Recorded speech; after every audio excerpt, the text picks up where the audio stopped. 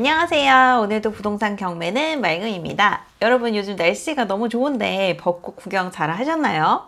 날씨가 더 더워지기 전에 임장 열심히 많이 다니시길 바랍니다. 오늘은 많은 분들이 궁금해하시는 위반 건축물에 대해서 한번 이야기를 해보려고 합니다. 저희 수강생분들이 빌라를 사거나 다가구를 사거나 아니면 상가를 사려고 하실 때 이게 위반 건축물이 등재가 되어 있는데 사도 되냐? 이런 질문들을 정말 많이 하세요.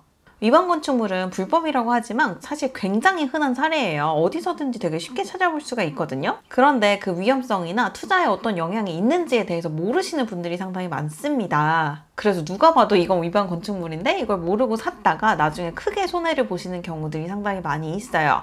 그래서 오늘은 영상에서 한번 이 부분에 대해서 이야기를 나눠보도록 하겠습니다. 일단 우리 주변에서 제일 먼저 쉽게 찾아볼 수 있는 위반 건축물은 다세대 빌라에서 찾아볼 수가 있습니다. 우리가 빌라를 지을 때는 우리 마음대로 이렇게 집을 짓는 게 아니라 건축법에 의해서 그 법을 지키면서 짓도록 되어 있는데요. 건축법에는 일조권 제한이라는 규정이 있어요. 우리가 건물을 지을 때 높게 용적률만 다 채워서 짓게 되면 뒤에나 옆에 있는 건물들이 햇빛을 아예 못 보는 경우들이 생기잖아요. 그래서 건물들을 보다 보면은 이런 식으로 계단식으로 짓는 경우들이 많이 있습니다. 그래서 빌라를 지을 때 처음에는 건축법을 지켜가지고 이렇게 계단식으로 지은 다음에 준공을 받고 나서 이 계단식 부분에다가 샤시나 판넬 등을 씌워가지고 무단으로 위반 건축물을 많이 만듭니다. 이게 가장 흔한 위반 건축물 사례인데요. 이걸 왜 하냐? 왜 할까요? 조금이라도 2평이라도 3평이라도 임차인이나 내가 쓸 수 있는 공간을 만들어줘야지 세를 빨리 뺄 수도 있고 매도를 하기도 쉽잖아요. 모든 게 다 수익률 때문입니다.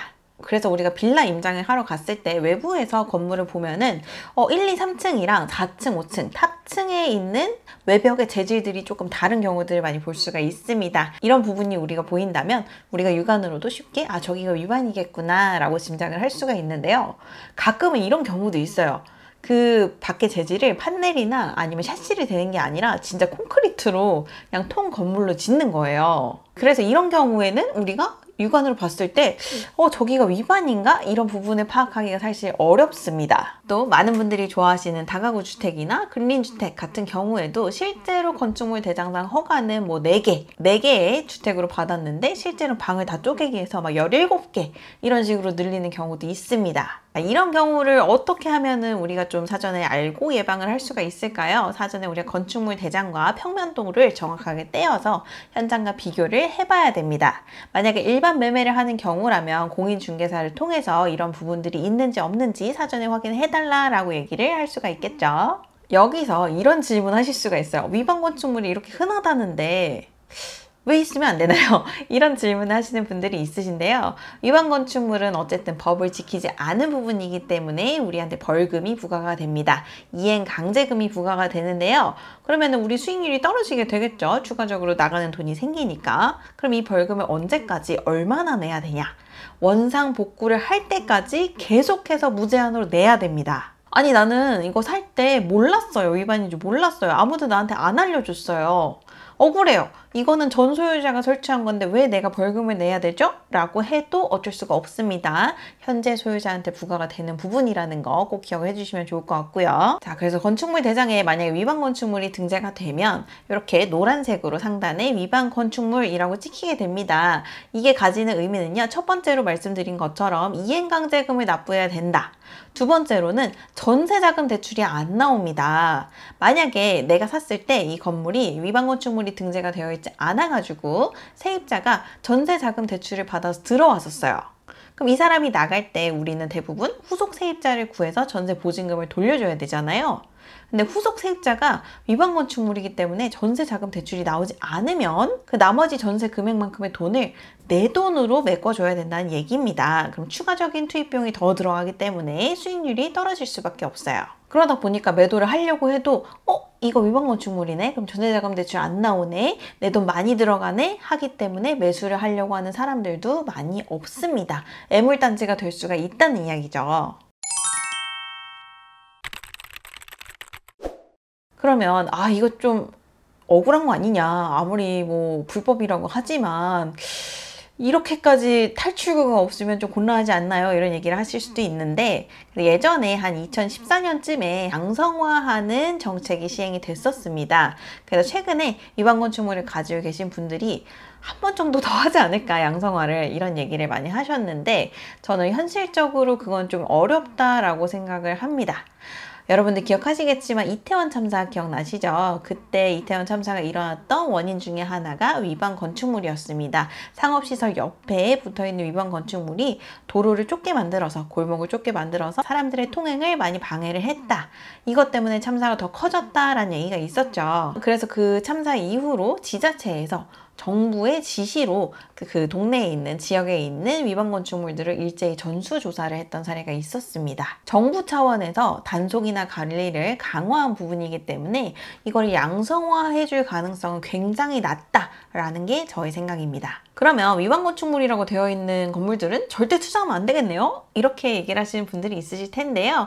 이것도 다 케이스 바이 케이스입니다. 아무리 투자가 어렵다고 해도 그 어려운 시장 상황 내에서 우리는 어떻게 하면 돈을 벌 수 있을까? 이런 부분들을 고민을 해봐야겠죠. 투자를 고려해도 괜찮은 위반 건축물들이 몇 개가 있습니다. 제가 지금부터 그 꿀팁들을 알려드릴 테니까 집중해 주시고요. 아직 구독과 좋아요 누르지 않으신 분들은 구독과 좋아요 부탁드립니다. 자, 투자해도 괜찮은 위반 건축물 첫 번째, 바로 위반 건축물 등재가 옛날에 된 경우입니다. 정확하게 얘기하면 2019년 4월 23일 이전에 위반 건축물 등재가 된 물건 투자를 해도 괜찮습니다. 해당 일자 이전에 위반 건축물로 건축물 대장에 등재가 되었다면 1년에 1회 총 5회의 이행 강제금을 납부하고 그 이후에는 이행 강제금을 납부하지 않아도 됩니다. 건축물 대장 상으로는 이렇게 노란색 위반 건축물 딱지가 계속해서 남아 있겠지만 이행 강제금, 벌금은 내지 않아도 된다라는 이야기예요. 이런 물건을 여러분들이 찾는다면 다른 사람들은 뭐야, 이거 위반 건축물이니까 대출도 안 나오고 안 되겠다, 패스, 이런 식으로 하겠지만, 여러분이 날짜를 다 확인했는데 2019년 4월 23일 이전이다 라고 하면은 5회의 이행 강제금을 다 납부하고 이제는 더 이상 부과가 되지 않는가? 라는 부분만 지자체에 확인을 하고 투자를 할 수가 있다는 얘기죠. 두 번째로 투자를 해도 괜찮은 위반 건축물의 케이스는요, 재개발 지역 내에 위치한 위반 건축물입니다.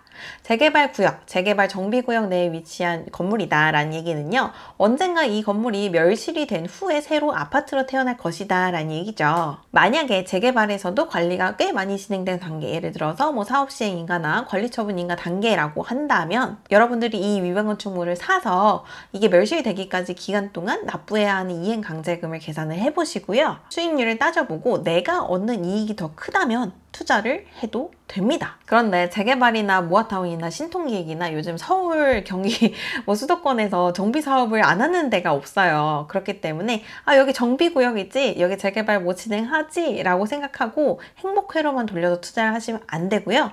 구역마다 사업성은 어떠한지, 미래는 어떤지 이런 부분을 잘 따져보고 투자를 하셔야 됩니다.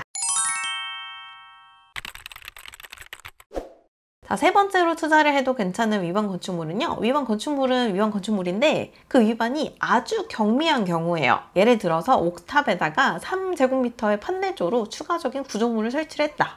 3제곱미터다 라고 하면은 딱 1평 정도 되는 크기잖아요. 그렇다면 이 부분은 사실 쉽게 철거를 해서 원상복구를 할 수가 있겠죠. 위반 건축물 이행강제금을 계산할 때도 이게 철거가 용이한지 아니면 철거 불가능한지에 따라서 이행강제금을 계산하는 방식이 달라집니다. 쉽게 철거가 가능한 판넬이 철골조보다 당연히 이행강제금이 적게 나옵니다.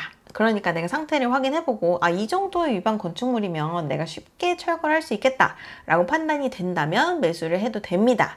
물론 매수를 할 때 그 철거 금액을 반영을 해서 내 수익률을 따져보고 매수를 하시기 바랍니다. 정리하자면 세 가지 정도의 위반 건축물은 투자를 해도 괜찮다. 첫 번째, 2019년 4월 23일 이전에 위반 건축물이 등재된 경우, 이 경우에는 5회의 이행 강제금을 납부 완료했는지 여부를 따져보고 투자를 하시면 되고요. 두 번째로는 재개발지, 특히 사업성이 좋고 진행이 많이 된 구역의 재개발지에 위치한 위반 건축물은 내가 납부해야 할 이행 강제금과 수익률을 따져보고 투자를 해도 괜찮다.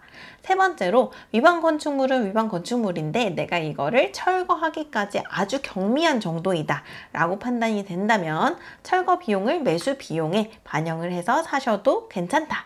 이 세 가지 케이스는 우리가 꼭 피하지 않아도 되는 위반 건축물이다 라고 말씀을 드리겠습니다. 여러분들 위반 건축물이라고 하니까 무조건 이거는 투자를 하면 안 돼, 피해야 돼 라고 생각하셨던 분들이 있다면 오늘 영상이 조금 도움이 되셨을 것 같아요. 오늘 영상이 좀 도움이 되셨다면 구독과 좋아요, 댓글 많이 남겨주시고요. 부동산 투자를 할 때 이런 부분에 대해서 궁금한 점이 있다라고 생각하시는 질문들이 있다면 여기 아래 댓글에다가 남겨주시면 저희가 영상 제작할 때 참고하도록 하겠습니다. 제대로 된 부동산 경매 투자 공부해보고 싶으신 분들은 매월 초 개강하는 저희 집가사람 경매학원 경매 실전반에서 만나뵙길 바라고요. 오늘도 영상 끝까지 시청해주셔서 감사드리고 항상 여러분의 안전하고 성공적인 부동산 투자를 응원하는 집가사람 경매학원이었습니다.